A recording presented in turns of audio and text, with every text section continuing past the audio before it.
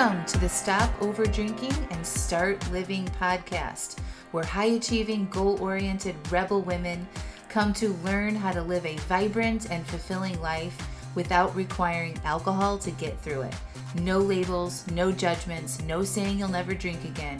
Just real proven methods to help you stop rebelling against yourself with alcohol so you can drink less and do more.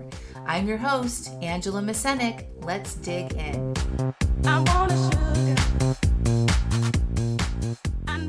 Welcome to episode 118, Swearing and the Patriarchy, with guest coaches Corinne Crabtree, Kara Loewentheil, Brig Johnson, and Susan Hyatt. Hello, hello, hello. Oh my gosh. I just got done recording the podcast with the guest coaches, Corinne Crabtree, Kara Loewentheil, Brig Johnson, and Susan Hyatt.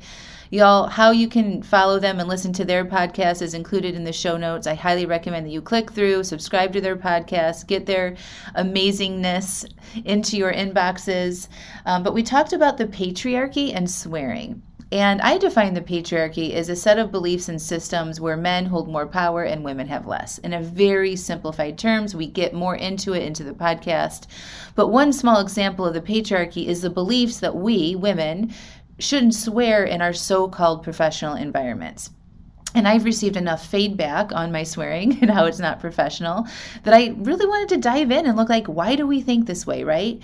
And it made me more aware of my own thoughts about myself and how I was raised and the society in which we live in, and how I used to hold myself back based on how I thought I should be, based on what I thought society wanted me to be. Okay. And when I did that, I was not happy. And when I was not happy with my life or feeling fulfilled, or like I was trying to fit some mold, I drank a lot. And I actually talk about this on the podcast today, is like when I was trying to show up in a certain way, I wasn't being my true authentic self, and I numbed out with food and alcohol. And once I stopped doing that and I started to be who I am, as someone who cusses, who's a little rough around the edges, sharing my stories with the world, I stopped drinking so much. I stopped eating so much at the end of the night to shut down all of that disappointment that I had in my life, that I wasn't doing what I actually wanted to do. And I highly invite you, or highly suggest that you all keep an open mind and look at how you're thinking about things and how other women are showing up, and maybe how you could have some of these societal beliefs in your head you may not even be aware of. I hope you enjoy the episode. And to Corinne, Kara, Susan, and Brig, thank you all so much. I love you all. Y'all, I am so excited to have some amazing badass ladies on the podcast today. We are talking about the patriarchy and swearing, and I'm just going to let y'all introduce yourself. We'll just start with Brig, and we'll go down the line, and you guys tell it better than me. So shoot. Hey, can you hear me okay? Yeah. All right. I'm Brig Johnson, and I'm a life and mindset coach for high achieving Black women. And I help my ladies get from where they're capable of and where they are now, and bridge that gap. And we just deal with all the things. What's your signature program called? I went to your website. Let's just start there. Yeah, right. I help them become unfuckwithable. Yeah. Yeah. That's awesome. Thank you, Brig. Mm-hmm. Susan. Hi, I'm Susan Hyatt. I'm a master certified life coach and an author, and the founder of the University for Life Coach Training. I help entrepreneurs make money, and I help women love their bodies. Thank you so much. Corinne. I'm Corinne Crabtree. I have the No BS weight loss program. So when we're talking about cussing in the patriarchy, no bullshit is in the title of my program. So I obviously am down with it. I've been doing this now for about 14 years. So I've been helping women lose weight the way they want to live their life and cut out all the bullshit diet mentality. Love it. Kara. I'm Kara Loewentheil. I'm the host of the Unfuck Your Brain podcast. So again, obviously very big on swearing. And I am a feminist mindset coach. So I help women identify the ways that being socialized as a woman or along multiple different identities has impacted the way they think about themselves. And I teach them how to reprogram their brain so that they can develop true confidence. And I do that mostly through the Clutch, which is my feminist membership coaching community. Thank you so much. I am so excited. So, I wanted to give you guys a little background about how this podcast idea came to my head in the shower one morning. So, you all get it too. Like, people send you feedback on swear words and how you shouldn't use swear words and it's offensive and blah, blah, blah. And I get that too, constantly, all the time. And well, they're just not my people, right? Like, I'm not gonna be for everybody. That's what I would tell myself, and it's okay that they don't like it. And it just really started annoying me. And I'm like, why do people feel the need to tell me that they don't think that swearing in a professional environment is okay? And they're women, right? I mean, most of my listeners are women, but they're women that are telling me this. And I just started thinking about it. And recently I moved into an office. So I'm renting an office right now outside of the home because my 3 kids have been at home since this pandemic for the past year, and I just got tired of it, of all the interruptions and the noise. So I moved into this office, and I noticed myself being really trying to be quiet.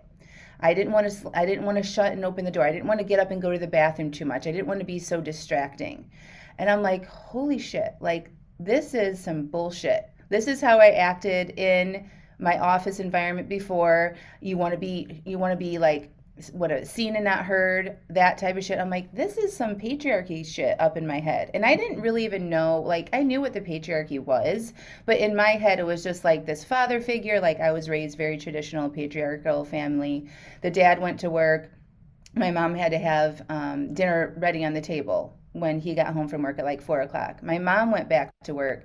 So to keep that peace, my mom trained us over the phone while she was working to make like fried chicken and mashed potatoes when we got home from school. So dinner would be ready for my dad when he got home, which isn't a bad thing. I mean, I learned how to cook, like all that stuff, right? But I just remember thinking as a kid, this is not what I'm going to do. I am not going to be in this a relationship like this where, I can't work, or I have to have all these things set up and so it's peaceful and quiet, like leave it to Beaver when the man comes in the home. And then I grew up and like I went to school and all this stuff, and like that's not what I married. Like, my husband isn't like that, doesn't have these expectations. But I didn't really know what the patriarchy was. Like, I knew what this word was, but I didn't know what it really was, like this infiltration of my thoughts and beliefs in me, like as a feminist, like I called myself, but I didn't realize that it was in my brain. I thought it was like this thing outside of me.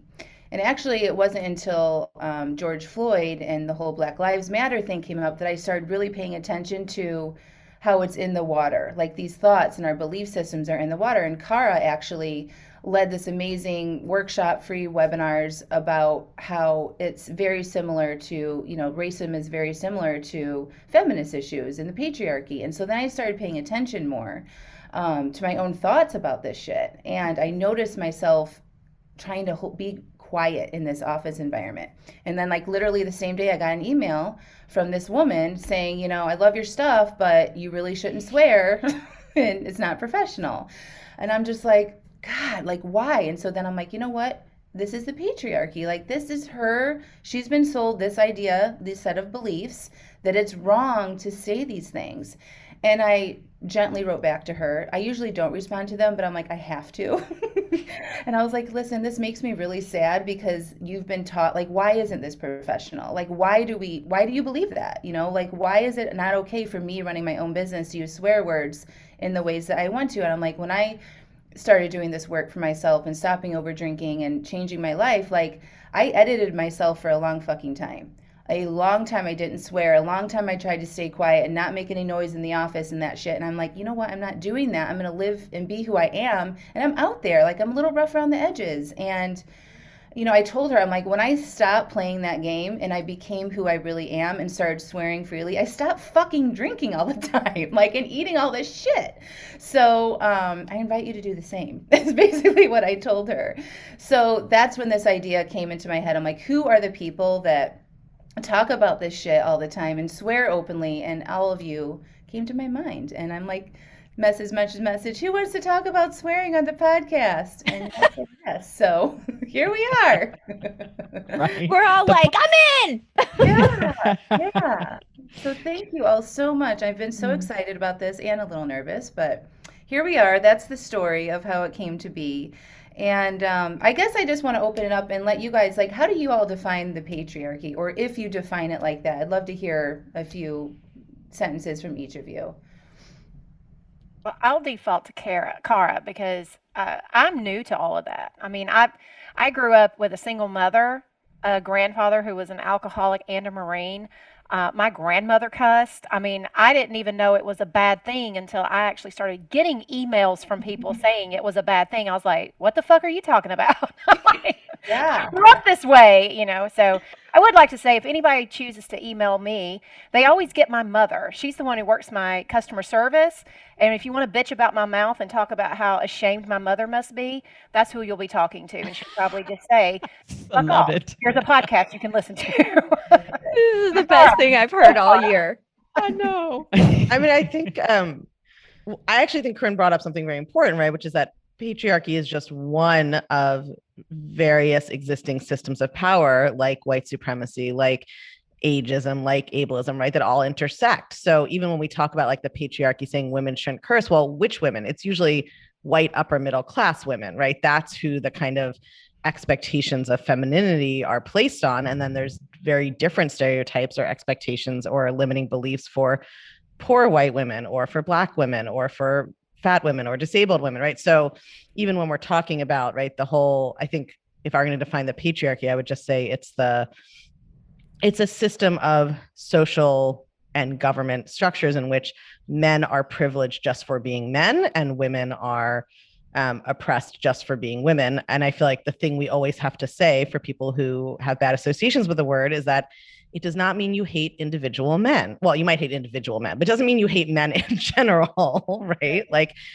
I am straight. I love men. I have brothers. I have a father. I have male partners. I have male friends, right? It's not about individual men, just like structural racism isn't about individual racists. Yes, that exists.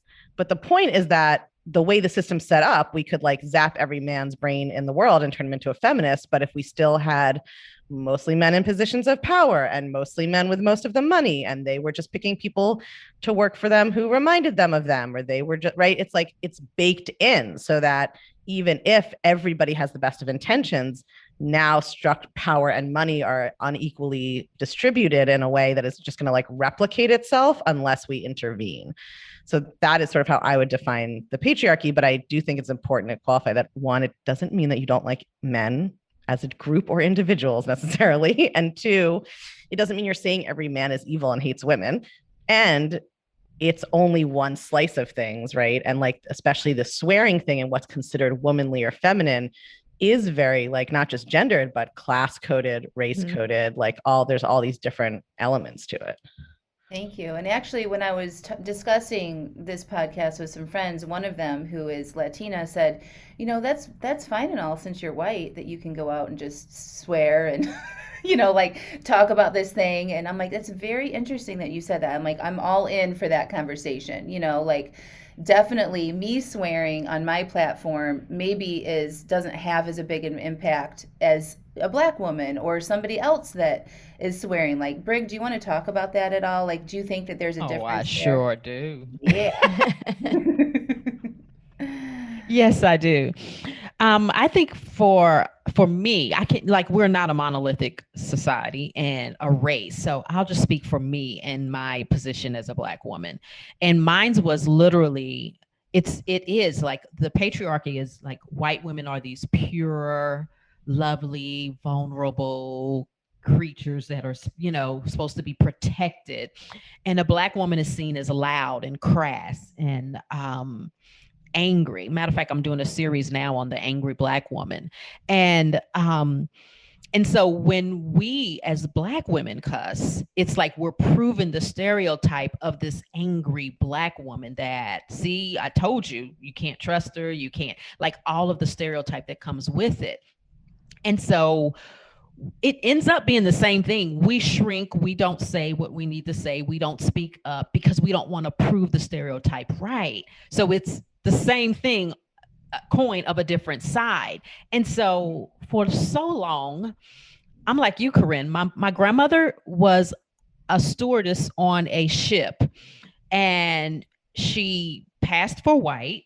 And so she got a job. She served Bob Hope and everybody. But because she was culturally and really Black, she hung out with the sailors on the ship. And so my dad was a sailor. My mom, I mean, my kids cuss, my daughters cuss, my mom cuss. I mean, it's a cuss fest in my house. Wait, Brig, I feel like we need a TV show about your grandmother now. Like, how did I not have any idea about any I'm of this? obsessed. I would I'm obsessed with her. subscribe so fast to a podcast or a TV series about your grandma. I know my grandmother was a G. Like, she really was. I mean, our family could not come to the ship to see her. Like, she would get off the ship and like say bye and then go home and live her life. But yeah, she like, she was white presenting, I guess is the way that we culturally we say it now. But in my family, we said she passed for white. But but it was, for me, it was always about this, like, I felt like there was this yoke on me to not be loud. Like, I'm not in corporate America, I'm in medicine. And so, like, as you said, class, like when and I do anesthesia for a living. So when you're at that level, like, you're supposed to present a certain way. And I felt literally like I was in a straitjacket. And finally, one day I just said, fuck it. Like, literally, fuck it. I'm just going to be me.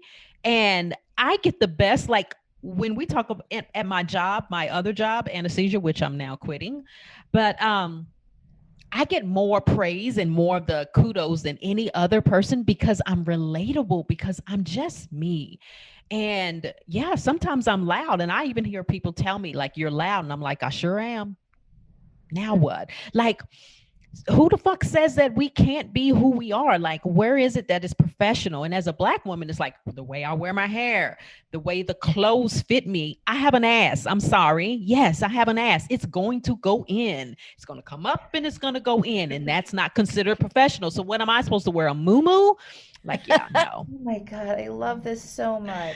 I know. Never apologize for an ass. My personal motto. Yes. Yes. So yeah.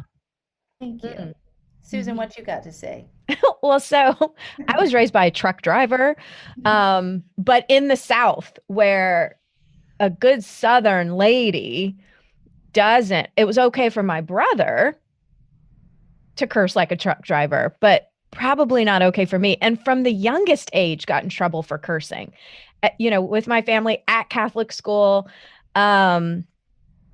And as a business owner, like many of you, I get feedback, and cursing is a big one. And what I think about this is that for women to use their voice or own their bodies, I mean, historically, women have been burned at the stake for owning and using their voice unapologetically. And so, of course, the modern rendition of that online is, don't say it like that. Don't look like that. And it could be anything, like fill in the blank. It doesn't matter, honestly, like what size you are or how you say things.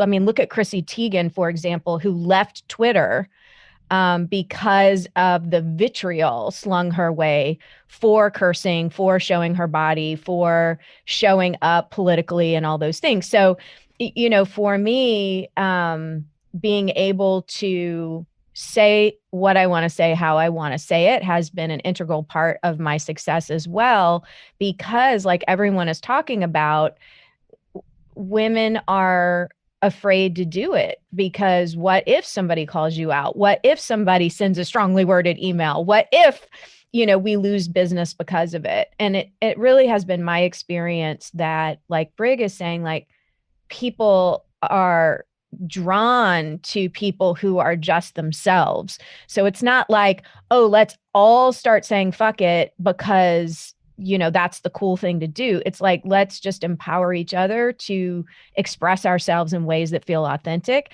And for all of us on this Zoom, it so happens to include cursing like a truck driver or a sailor.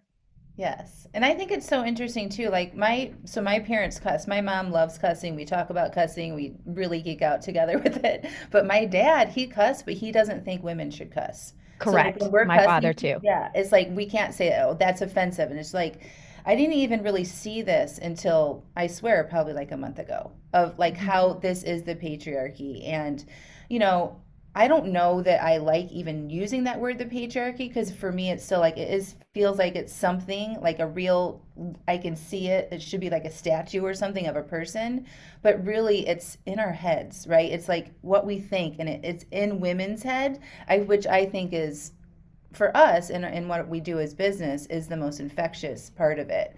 And letting them see how it's in their heads, and maybe this podcast will open up their brains a little bit to help them see how their thoughts, when they want to send us an email or be offended about these types of things, or how we show up or how we dress, and do some inner reflection on that and see where that shows up in their lives.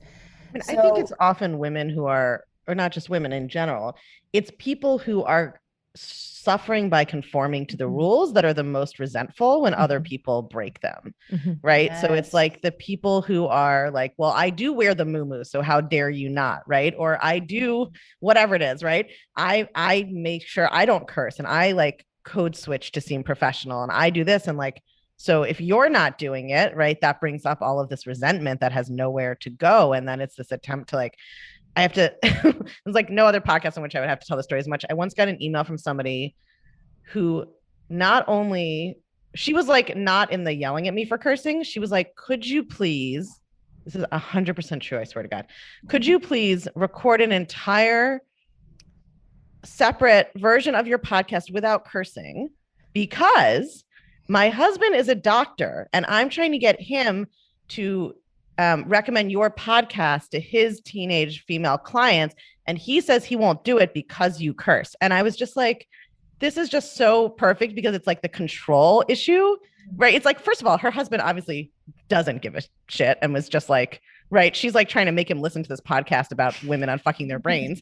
And he's like, I don't want to listen to that. So he's like, no, it seems inappropriate because there's cursing. And she's like, great, I'll fix that problem. Here's how I'm going to control you. I'm going to try to control this stranger and get her to do this whole different thing. So then I can make my husband do that. Right. It was just like such a meta level of it that it was like but it was like such a perfect snapshot of that, how desperate it feels, right? When you are like trying to control something you can't control, and how spun out on that you have to be to like email a stranger and be like, please do double your free work in a different way that I would like more. It's like that one to me was wilder than the people who are just like, this is unprofessional, you shouldn't do it. I'm like, okay, I see it. Like that's your thought model.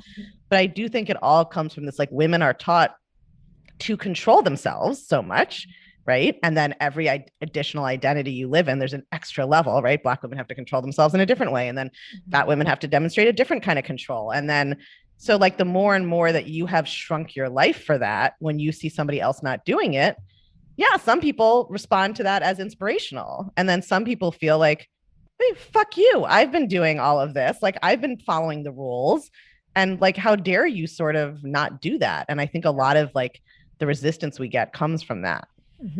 Love it. How do you see your clients holding themselves back from expressing themselves in this way? What sticks out to you all the most? I'll just jump in and say 100%, like saying the truth.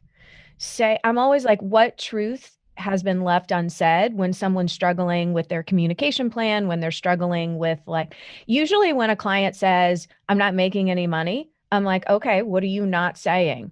Because it's all like, it is impossible to grow a successful business, as successful as it could be, if you are really hiding under layers and layers of the rules, like Kara is saying. So they're usually just dying inside to say the thing, whatever it is, but say it in a way that is how they talk.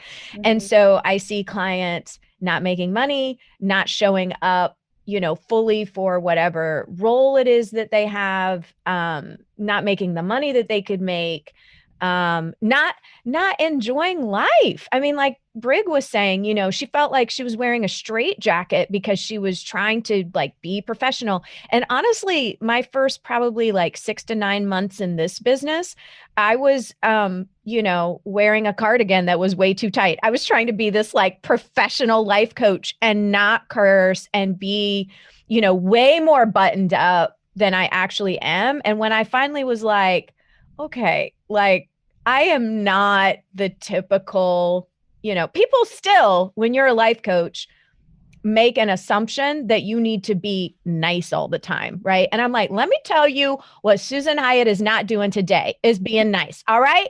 But I couldn't talk like that in the beginning. And so I was exhausted. And that's what I see with my clients. They're exhausted and broke. Yeah. And I just think that energy too, like comes out. Like if you, right, if you're wanting to get a raise or you want to get the promotion or you want to ask for more business, whatever that is, like you're self being being inauthentic when you maybe if you don't even realize it, that energy comes out and they're like, there's just something off with you, there's something that's missing. Like they don't even know what that is, right? Yeah. I think the way I see it in my clients, this is something that I was thinking about, is I don't think they have ever been even asked who they want to be. I don't think that they realize that they have spent so much of their life trying to be what they've been told to be or what is expected of them. Like, there's a big disconnect. I think some of us really understand this concept. I think for my clients, what I see most often is a lot of them is very shocking to them when they first join my membership and we start talking about who do you want to be? How do you want to think and feel? Like, no one's literally ever asked them that. They have always been trying to fit a narrative for, like, since they were a young child, that they spin out all day long worrying about if they're doing it right, worrying about what other people think and stuff, and then wonder why at night, by the time that they shut it all down, that they need to eat. Yeah. It's like they're so exhausted mentally that they can't even turn within themselves to even check in to see what their needs are. Like, they're just never taught that. I mean, it is like jumping into an ice bath sometimes when they first join my membership, because we're not just talking about calories and macros and food plans. We're actually asking them about their own opinions of themselves and what are you thinking about you, and did you know that you can even change some of this? Do you even know that you have the right and the power to decide how you want to think and feel about your own body, about your own food, about your own life, about your career and stuff? It is overwhelming for them at times. And so I think that is something that a lot of people don't realize until they're introduced to this concept. They just don't know that they've spent their entire life really trying to just conform and then wondering why they're so fucking miserable. Yeah, I mean, that was exactly my experience. Exactly. I felt like I had to fit this American lifestyle, go to work, have the kids, have the house, be successful. And then, like, I achieved all that. And it was like, what the fuck? I'm still not happy. I am miserable. And I'm drinking wine every fucking night and munching on popcorn and watching Netflix to shut it all off, my dissatisfaction in my life because of this standard that I was trying to live. And I got to the standard and it still wasn't working.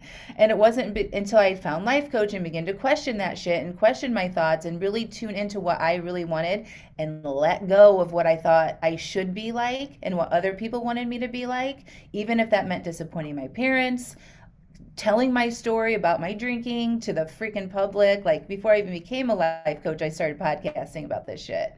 You know, like, that was a big deal for me to, like, just let it out, just to share my own internal dialogue and my thoughts about it. Like, I'm going to start crying in a second. But, like, the benefit, I think, to kind of bring it back to why I wanted to talk about this is, like, when you do let it go, when you do tap into who you really are and express yourself and say the things that you want to, you feel free and you feel more alive and you feel like you are living again and your life becomes so much better, right? Like, let's hear what you guys think about that. I think it's about connection, because when there are parts of ourselves that we deem unsuitable, then we disconnect ourselves from those parts of us. And when we finally say, fuck it, like, this is me, this is the whole package, and we accept us, that allows other people to accept us also.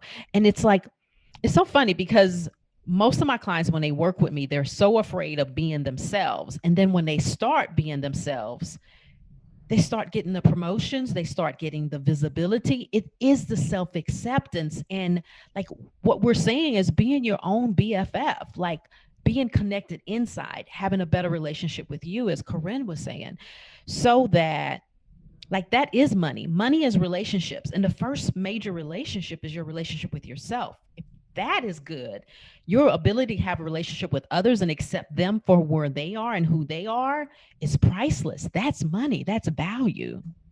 Love it. And I think that's true also if you're like, all of this is equally true if you're a religious person who doesn't want to curse and you're hanging out with a bunch of coaches who curse, right? Like being comfortable being that person, right? And not being like, oh, I have to curse or like do fancy photo shoots or whatever, like whatever thing doesn't feel authentic to you, right? It's like knowing that, I mean, like I look at the way that some of my peers do things and like, it's such a small example. Like I hate doing videos. I hate watching videos. I hate filming videos.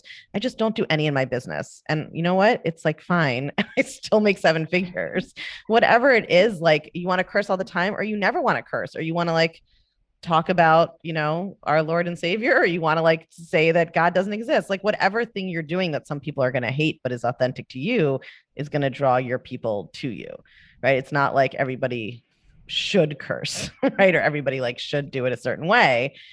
There are worlds in which it's like very unfashionable to not curse or to say like, oh, I actually have a moral objection to that. Or I have, you know, in my world, that would be much weirder for somebody to be like, oh no, I don't curse for religious reasons. I mean, in my like social educational class world, that would be like, what the fuck are you talking about? So whatever it is, that's like your, you know, your truth, right? Being aligned with that.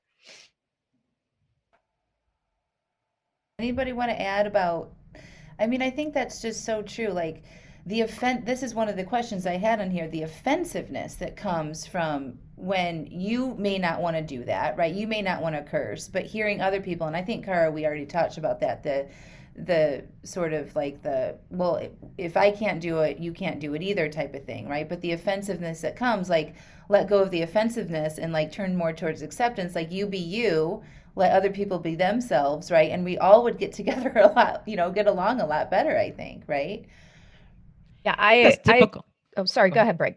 I was going to say, I think that's difficult for Black women because we have been taught that we are representing the whole entire race and we carry that as like I don't like, I find it interesting that as I watched the news when I was a little girl, when there was a shooting, when there was something, my first statement before they show the picture was, I hope it's not a Black person. Like it was always, I hope it's not a Black person. When you heard something, you hope it wasn't, because we're always on this thing of disproving this stereotype. And so one of the things I think for my clients is like to detach from the stereotype. Like I am no longer appropriate, like to like hold up the whole race. Like that's not my job. It never was. And what's the stereotype? Why are we still trying to disprove what didn't even need to be proven in the first place?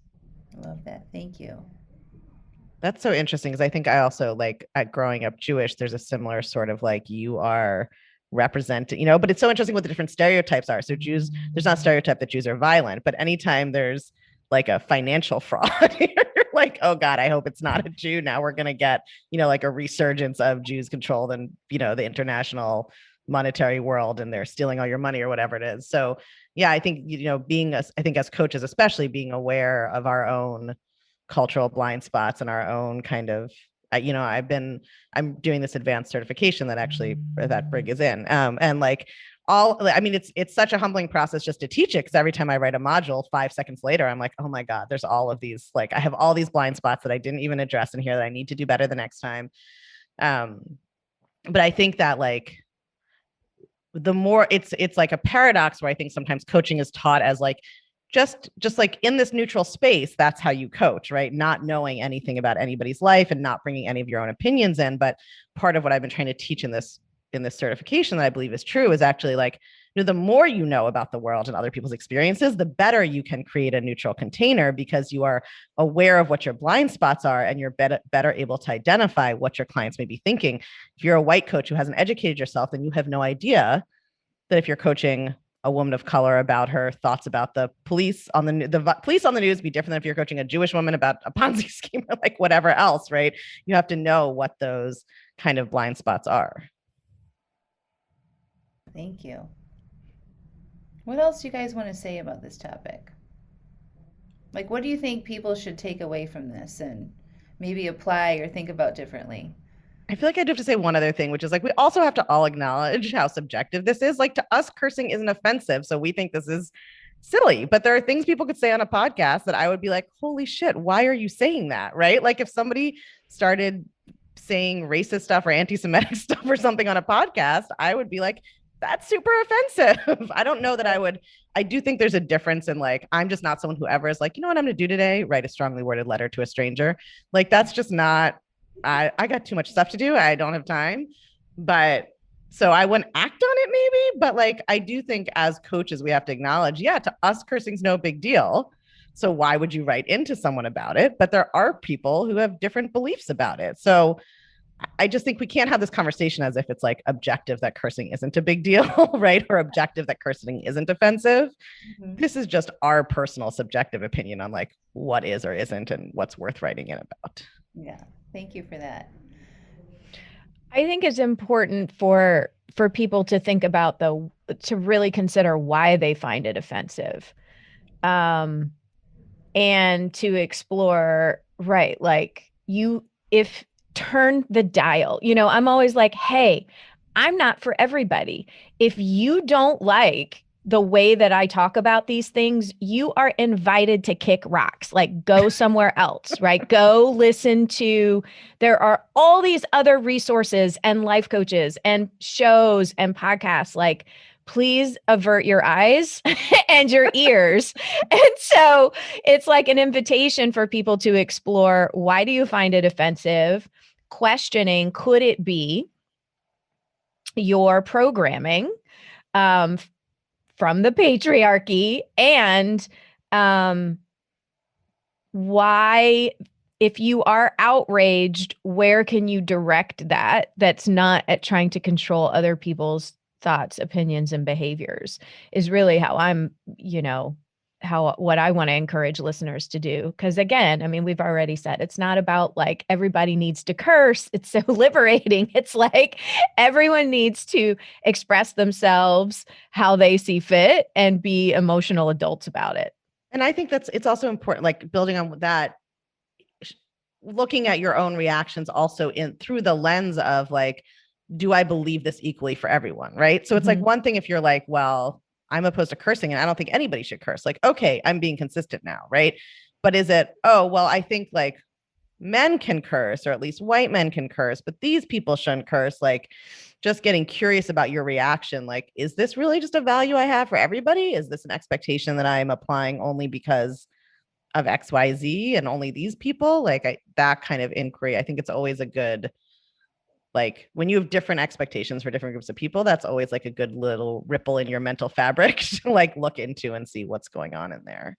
I love that, but that just takes some awareness and some pausing and like not jumping down the judgment train. My podcast for next week is actually on judgment and like, why do we judge other people? And I did a little research on it, and it's like, why do we judge? Why are we so quick to say that's not right? You're doing it wrong. And basically we all know this because we're all similarly trained, but it's because our brain is taking the easiest way. Like, that's just when we look at how we were raised in our society and our family structures, we have been taught to think certain things about other people that are not like us. And so when we see or hear something that is not the way we would do it, our first brain response is to judge. Like, that's just what happens, right? We can't really stop that from happening, but inquirious minds, or people who want to question their judgments, question racism, feminism, the patriarchy, all of that. When you're trying to open your brain to learn differently about other people and how we're all connected together, just pausing would be a good idea. Ask yourself why that's offensive. What belief system do you have in there that's causing you to feel the way that you feel in your body, that makes you want to send that email, to say that's not right, to say that you're wrong, is my advice. That's coming next week, though. And like, what's your desired outcome? I always feel like when people are in an urgent action mode, like, I always want to be like, okay, what do you, like, realistically, do you think I'm going to change the name of my podcast that has $15 million and is called Unfuck Your Brain? Like, probably not. So like, what is it? What's the outcome we are wanting here, right? What is it that because people don't think that far, right? It's just like you're saying, they have the emotion come up. Yep. And then we know as coaches, they're like, I have a feeling, I want to take some action to try to make this feeling go away. So let me right? Yeah. Send the email, yell into the void, be mean to the customer service person, like whatever I think is going to like discharge the emotion I'm feeling. Yeah. But like that opportunity to sit with it and see what's in there. Who cares? You can still hate us cursing, but you're going to learn something about yourself, right? If you pause and actually look at what's bringing up that urge in your body to send the email, yell at us, whatever it is. Yeah. And also most of us have people who read our emails. So if you're trying to like upset us, you're not, it's not right. Corinne, you're getting her mom. Yeah. For me, it's poor Christy. Yeah, when you send an email like that, you're just messing with Christy's day who has to read my email. Like, that's not. So what is the actual purpose of doing this?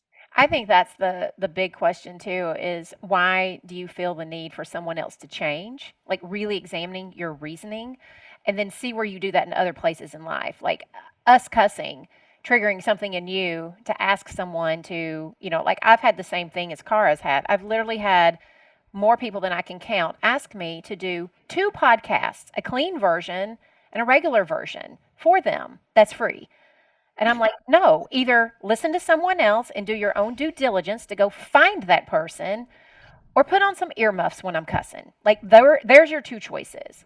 And so like understanding why you would want someone else to change so that you get to think and feel the way you would like to. And then see where else you're doing that in life. Our cussing might be a really good, easy softball pitch to figure out how you're setting your entire life up in ways where you're looking outside of you for changes to figure out how to feel better all the time. And that is a very exhausting life to live. Yeah. It's literally like, here's an opportunity to apply what I teach on this podcast, right? The emails are always like, I love you so much and following your podcast has changed my life. But when you curse, I have a bad feeling. So please stop. Right. And I'm like, okay, no, we got the first part right. And now we got to apply that to this circumstance. Like, keep listening to me cuss until you don't feel it anymore. There's your medicine. Well, I think the biggest message here is like that when you have judgments about other people and how they should show up, you are creating a result in your life that is probably not one that you may enjoy, right? Like that affects you and your life and how you show up when you judge other people. So selfishly, like it would be worth our time, I think, as the listeners, or if they hear something offensive, see something offensive, to dig in here because it makes your life better when you open up your brain to think about this stuff differently. That's like the selfish component to it all. Do you guys know Lindy West, the writer? Mm-hmm. So she's a writer and a fat woman, and she writes about many things, but including kind of fat politics. And she had this amazing piece that's out there where she had this troll. I think this was Lindy West, right? Does this sound familiar, Susan? Yes, I know exactly what you're going to say. She had this troll who was like harassing her insanely on Twitter, up to and including, I believe, pretending to be her dead father and sending her stuff. And she actually like answered him and got to know him and like tried to investigate what was behind this. And of course, it was just like a very hurt, confused human, right? Who, because also I believe he was a cis white man, had been trained that the way you deal with your negative emotions is to like lash out at women and, and sort of try, whatever. But that was just to me. So like, we don't all have the time or inclination to do that with people who write us these kinds of things. But it was just such a like, I think like what we're describing, what we have to be careful of on both sides, right, is like missing the humanity of the other person involved. So like the people who want to yell at us are not thinking about our humanity. And like, we're all having fun here. And some of these stories are hilarious, but like that person who wanted me to do a whole clean version of my podcast, she was having, just the human experience, like a really strong emotion that she didn't know what to do with. And so she tried to control someone else and like, let those of us who have not done that cast the first stone, right? Like that's such a human experience we can all identify with. Yeah, it really does hurt my heart. Like when this last one that spurred this whole podcast, I was just like, I felt bad for her, because it's like she said the exact same thing. I love you so much. Your content has changed everything, blah, blah, blah. But you're swearing. I'm just like, oh, if you could just accept the swearing, like you could still have all these amazing benefits and you and your life could be better or easier, right? So yeah, it really is like, I love all the humans. I love all of it. I'm here for all of it. All of my podcast listeners are listening it. You're welcome to email. I probably won't respond to all of them, but I do listen to the feedback sometimes. I make my decisions on if I want to adjust things. Swearing is a hard line in the sand for me. Like that is just not something I'm going to do because it's part of who I am. Like it's just in me that I want to cuss and I feel good when I do it. And physiologically so, right? Yes. Have you guys seen the Netflix documentary about swearing? Yes. I have not. What? I need to watch this. Yeah, I did. Yeah, I have seen the studies that people who swear supposedly are more intelligent, but I feel like that these might be biased studies. I mean, also people with certain education can get away with swearing more in professional settings. So listen, Samuel L. Jackson hosts this thing on Netflix. About, oh my God, perfect. And like they talk about pain and swearing and like you go through less pain if you swear. Like they did a like real live like people putting their fists in ice and then like saying the F word like and they held their hand in the ice longer. Like listen, it releases endorphins and helps you feel better. So there are so many benefits. Now here's the portion of us converting all of the non-swearers into swearers. I will say like that idea of like, I mean, so for people who don't know me, I'm a kind of anti-diet coach. I mean, that's not my main thing, but that is one of my kind of pillars. And I went through the life coach school training, which was full of weight loss coaching. Right. And I always talk about like, this is for me, and I was pretty new in my like health at any size, body positivity journey at that point. So it was not easy to like be in a room with people constantly talking about weight loss and why it's so great to lose weight and why being thin is so great. Like it was just like being immersed in diet culture from my perspective.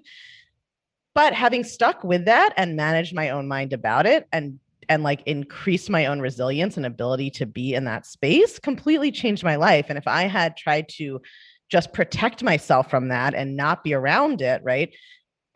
We think we're trying to help ourselves, but we're actually just increasing our own fragility, right? Mm-hmm. And I'm not talking about people who have clinical PTSD, and that's a separate situation, right? I'm just talking about those of us who are like, I'm having a really strong negative emotion right now that I don't like, and I would like to remove this thing from my life so I don't have to feel it, right?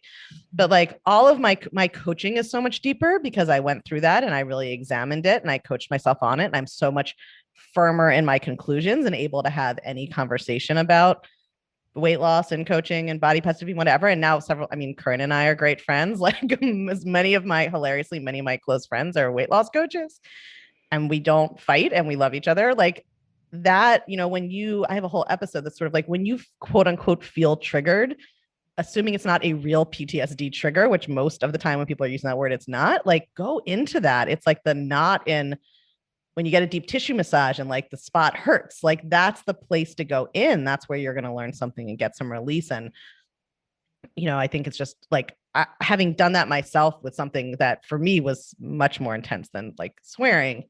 It's so worth it on the other side for what you're going to learn. Love it.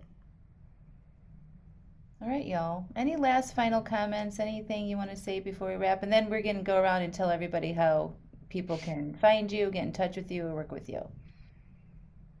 Final words. Fuck the patriarchy. Fuck them.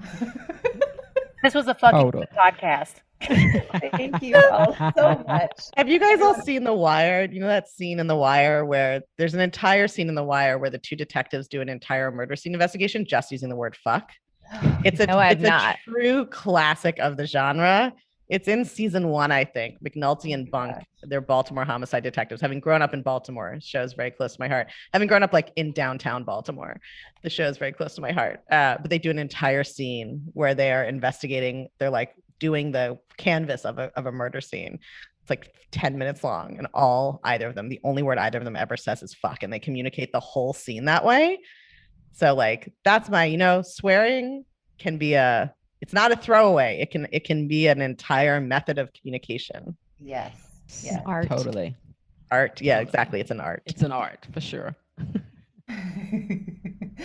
All right, Brig, how can people get in touch with you? Oh, yes. I'm Brig Johnson, and brigjohnson.com is my website, and Breakthrough with Brig is my weekly podcast. And they can follow me on Instagram, Johnson Brig.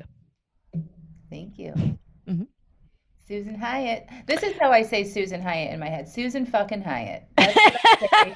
That's when I am thinking about you. It's Susan fucking Hyatt. So That delights me. And lots of people say that. So it is on brand. The F-bomb is on brand for me. The hub for me is shyatt.com. On Instagram, I'm Susan Hyatt. My podcast is Rich Coach Club. And then you can also check out the University for Life Coach training if you want to train to be a coach who curses. yes. Corinne. I'm Corinne Crabtree. You can find my free course at knowbsfreecourse.com. And you can listen to my podcast, Losing 100 Pounds with Corinne. Drops every Friday. Thank you. And you're actively, your membership opens tomorrow. Is that right? Yeah, March 31st. And then we'll close on April the 3rd. Love it. Thank you so much. Kara. I love that you were like, how can people get in touch with us? And this whole podcast is us being like, don't get in touch with us. We're not going to read the email. We're not going to change our cursing. Just keep it to yourself. You can find me at my podcast is called Unfuck Your Brain. There is a lot of cursing on it. Please be warned. This is also hilarious to me that people are like, this podcast called Unfuck Your Brain turns out to have a lot of cursing. Yes, it is. So that's where you can find me. And The Clutch is my feminist coaching program. And that's at unfuckyourbrain.com/The Clutch. Do not come if you don't like the word fuck. We use it a lot. It's a good word. Thank you all so much. This was amazing. I love you. Thanks for taking the time this morning. Thank for you. It having was a us. delight. This was fun. Ah. Bye. Bye. Wasn't that ridiculously good, y'all? Seriously. Now listen, make sure you go follow them on their podcast, sign up for their emails. Thank you so much for listening. And if you want to join me in my Stop Over Drinking and Start Living program, click through to the application link, watch the 3 videos, read through all the information, and get your application in so you can stop over drinking and start living like you actually want to be living with who you really are and how you want to show up in the world. I love you so much. Bye for now.